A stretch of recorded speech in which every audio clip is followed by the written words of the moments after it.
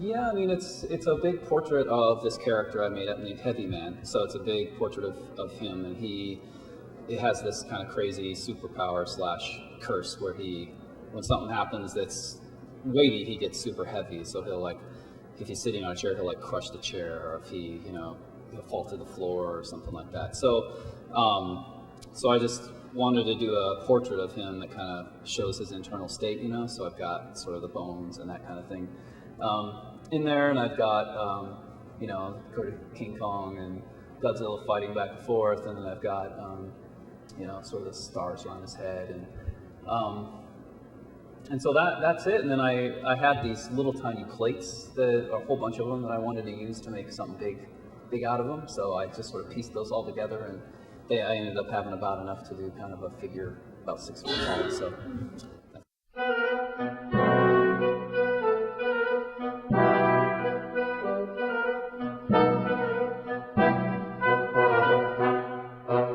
Director of the Museum of Fine Arts, so check it out.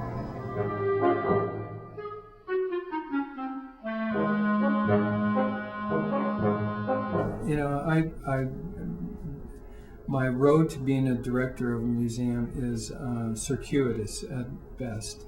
I started as an artist, and a group of artists in San Jose, California, formed an alternative space because we didn't feel like the museums and the galleries were showing, the more edgy kind of work that we were interested in. And so, we created this collective, and as so often happens in a situation like that, there's 150 people that are excited about this, but then 2 or 3 or 4 end up doing everything. And so I was one of those 2 or 3 or 4. And from that, I became more and more interested in other people's work as opposed to just mine. And so I got a job in the museum, and little by little I became curator, and so I've actually done exhibitions literally all over the world, and exhibits that have traveled to museums all over this country and other continents. And so it's been a great just exploration or experience to sort of follow just my interests and see where they took me. And so here I am at WSU. The way we actually choose works of art is, in general, we'll look at different media: painting, photography, sculpture, video, whatever it might be, and try to address those media within a, say, 4-year period. So any student who's here 4 years and comes to every single show, as so many do, will encounter representations of different kinds of media and different ways of making art.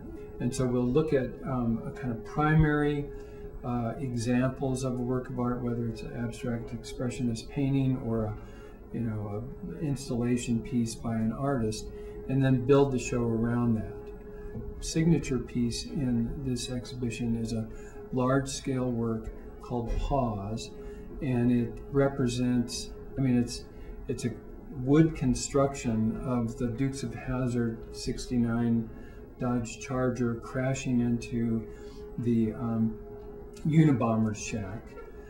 And so it's 2 sort of rednecky, images that come together in this little fantasy construction that's actually 3/4 size. And so it dominates the gallery. And we just thought that was such a cool piece. The current exhibition, called Pause, Art and Architecture, is one in a series of exhibitions we have done and will continue to do within the theme of art and architecture. And this one's probably the sort of loosest representation of that theme. And by that I mean the art in it is not focusing on great architecture. It's really shacks and different events that happen within a built environment. So the people who come looking for architecture are maybe going to be a little surprised or kind of curious about what's going on. But what we wanted to do was really come at it from an artist's point of view. And what artists tend to do is look at the sort of the sort of skewed view, or let me put it this way though. Architects are building form, interesting forms, fine materials, interesting materials, function, keep the rain out, keep the heat in.